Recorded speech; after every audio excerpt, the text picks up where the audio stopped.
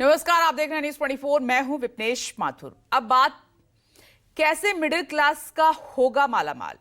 Budget का पूरा हाल हम आपको बताएंगे, बहुत आसान तरीके से भी समझाएंगे। अर्थशास्त्रियों के मुताबिक पिछले 5 से 6 सालों में ये अब तक का सबसे बेहतरीन बजट है, जो सीधा आम आदमी को तो फायदा पहुंचाएगा ही साथ अर्थव्यवस्था के मोर्चे पर सरकार को संबल भी देगा।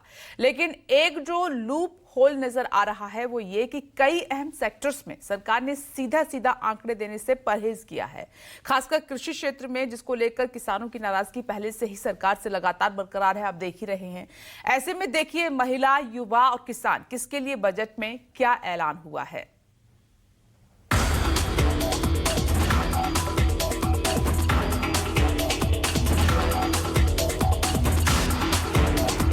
I'm now happy to announce that there will be no income tax payable up to income of 12 lakh rupees. और इसी के साथ देश के टैक्स पेयर्स मिडिल क्लास को पिछले कई सालों से जिस राहत का इंतजार था वो मिल गया। शनिवार को मोदी सरकार 3.0 ने अपना पहला पूर्णकालिक बजट पेश किया। अब की बार इस बजट पर देश का मिडिल क्लास टकटकी लगाए बैठा था। पूरा देश चाह रहा था कि केंद्र की मोदी सरकार महंगाई से राहत दिलाने के लिए उनके टैक्स छूट की लिमिट बढ़ाए। अब तक पिछले कई बजटों में मिडिल क्लास को लगभग निराश करते आ रही मोदी सरकार को आखिरकार इस बार मिडिल क्लास की इस चाहत को पूरा करना ही पड़ा। वजह और मजबूरियां जो भी हो, लेकिन पिछले 11 सालों से देश की सत्ता पर राज कर रही बीजेपी की मोदी सरकार को इस बार मिडिल क्लास की उम्मीदों और आकांक्षाओं को पूरा करने के लिए बजट की दिशा को उनकी ओर मोड़ना ही पड़ा। वित्त मंत्री निर्मला सीतारमण की ओर से लोकसभा में पेश किए गए मोदी सरकार की बजट 2025-26 के मुताबिक अब 12 लाख रुपए तक की सालाना कमाई पर कोई इनकम टैक्स नहीं देना होगा। इसके अलावा 75,000 रुपए का स्टैंडर्ड डिडक्शन देने का भी ऐलान किया गया। इस तरह नौकरी पेशा लोगों की कुल 12,75,000 रुपए तक की इनकम टैक्स फ्री हो जाएगी। इतना ही नहीं, केंद्रीय वित्त मंत्री निर्मला सीतारमण ने नए टैक्स रिजीम का भी ऐलान किया। नए टैक्स रिजीम में वित्त मंत्री ने 7 टैक्स स्लैब का प्रावधान किया, जिसके तहत पहले स्लैब में 4 लाख तक की कमाई को टैक्स फ्री किया गया। इसके बाद 4 से 8 लाख तक की कमाई पर 5%, 8 से 12 लाख पर 10%, 12 से 16 लाख पर 15%, 16 से 20 लाख पर 20%, 20 से 24 लाख पर 25% और 24 लाख से ज्यादा की कमाई पर 30% की टैक्स दर तय की गई। I'm now happy to announce that there will be no income tax payable up to income of 12 lakh rupees. So, average income of 1 lakh per month, other than the special rate income such as capital gains, under the new regime. This limit will be 12.75 lakh for salaried taxpayers due to the standard deduction of 75,000. Slabs and rates are being changed across the board to benefit all taxpayers. In the new tax regime, I propose to revise tax rate structures as follows: 0 to 4 lakh rupees nil, 4.8 lakh rupees to 4 to 8 lakh rupees 5%, 8 to 12 lakh rupees 10%, 12 to 16 lakh rupees 15%, 16 to 20 lakh rupees 20%, 20 to 24 lakh rupees 25%, and above 24 lakh rupees 30%. नए तय किए गए प्रावधान के मुताबिक दूसरे और तीसरे स्लैब के टैक्स सरकार 87A के तहत माफ कर देगी। यानी न्यू टैक्स रिजीम में 4 से 8 लाख पर 5% और 8 से 12 लाख पर लगने वाला 10% टैक्स केंद्र सरकार सीधे माफ करेगी। जाहिर है मिडिल क्लास के लिए ये अब तक की सबसे बड़ी राहत। बजट में 12 लाख रुपए तक की आय को टैक्स से मुक्त कर दिया गया है। सभी आय वर्ग के लोगों के लिए टैक्स में भी कमी की गई है। इसका बहुत बड़ा फायदा हमारे मिडिल क्लास को,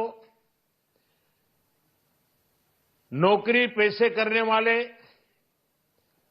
जिनकी आय बंधी हुई है, ऐसे लोगों को मिडिल क्लास को इससे बहुत बड़ा लाभ होने वाला है। बजट का पूरा लक्ष्य 25 लोगों को फायदा पहुंचाने का। आपको थोड़ा सा दे देंगे, कह देंगे भैया ये लो थोड़ा सा टैक्स माफ कर लेंगे, मगर अगर आप बजट का लक्ष्य देखेंगे तो हिंदुस्तान का धन 20-25 अरबपतियों को देने का है।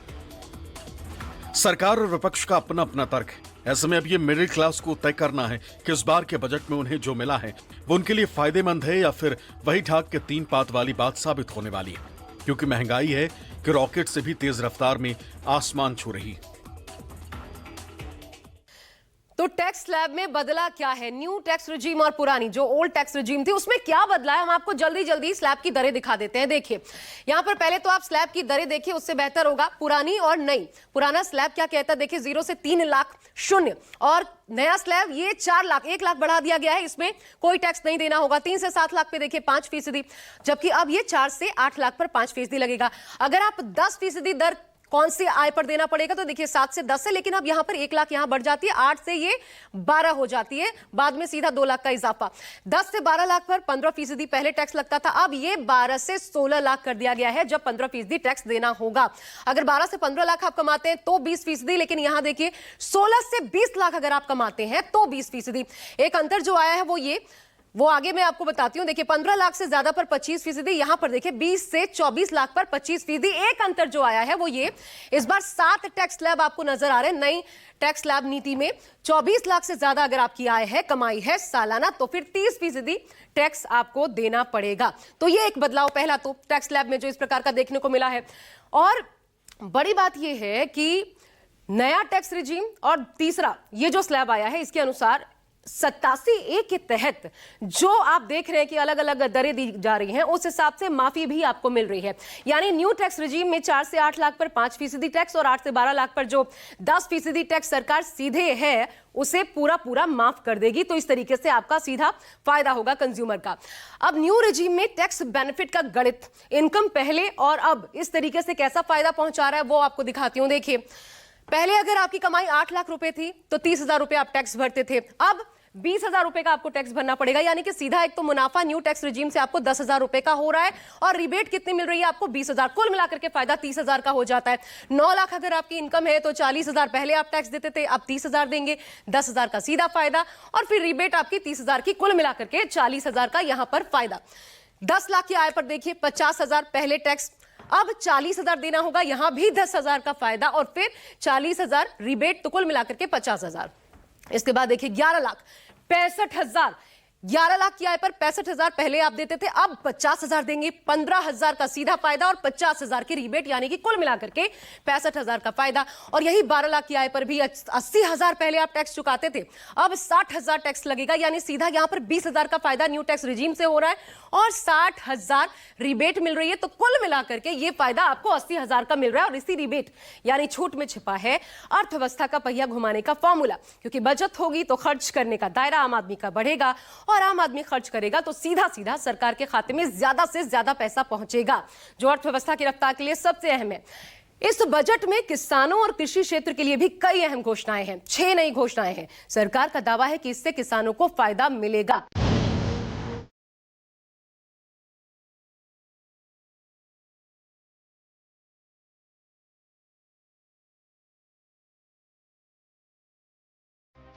हिंदुस्तान की आत्मा गांवों में बसती है और गांवों की आत्मा किसानों में। किसान इस देश के सबसे मजबूत रीढ़ है। ऐसे में किसानों को सशक्त किए बिना देश को विकास के पथ पर अग्रसर नहीं किया जा सकता। लिहाजा केंद्र की मोदी सरकार ने इस बार के बजट में किसानों का भी खास ख्याल रखा। वित्त मंत्री निर्मला सीतारमण की ओर से पेश किए गए बजट में किसानों के लिए कई ऐलान किए गए हैं, जिसमें सबसे अहम है किसान क्रेडिट कार्ड की लिमिट 3 लाख से बढ़ाकर 5 लाख रुपए करना। इसके अलावा बजट में कहा गया है कि देश में पीएम धन धान्य कृषि योजना शुरू होगी, जिससे 100 जिलों को फायदा होगा। बिहार के किसानों की मदद के लिए मखाना बोर्ड का गठन किया जाएगा। इससे किसानों को एफपीओ के जरिए संगठित किया जाएगा। बिहार के मिथिलांचल में पश्चिमी कोसी नहर परियोजना शुरू होगी, जिससे 50,000 हेक्टेयर क्षेत्र के किसान लाभान्वित होंगे। देश में दालों की पैदावार बढ़ाने के लिए 6 साल का मिशन लॉन्च किया जाएगा, जिसमें खासतौर पर अरहर, उड़द और मसूर जैसी दालों की खेती पर जोर दिया जाएगा। डेयरी और मछली पालन करने वाले किसानों को 5 लाख रुपए तक का लोन दिया जाएगा। समुद्री उत्पाद सस्ता करने के मकसद से कस्टम ड्यूटी 30% से घटाकर 5% की गई। अंडमान निकोबार और गहरे समुद्र में मछली पकड़ने को बढ़ावा दिया जाएगा। ग्रामीण योजनाओं में post payment bank payment service बढ़ाई जाएगी।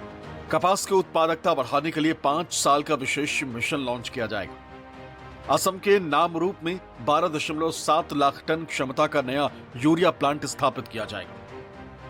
Kisan credit cards facilitate short-term loans for 7.7 crore farmers, fishermen, and dairy farmers. The loan limit under modified interest subvention scheme will be enhanced from 3 lakh rupees to 5 lakh rupees for loans taken through the KCC.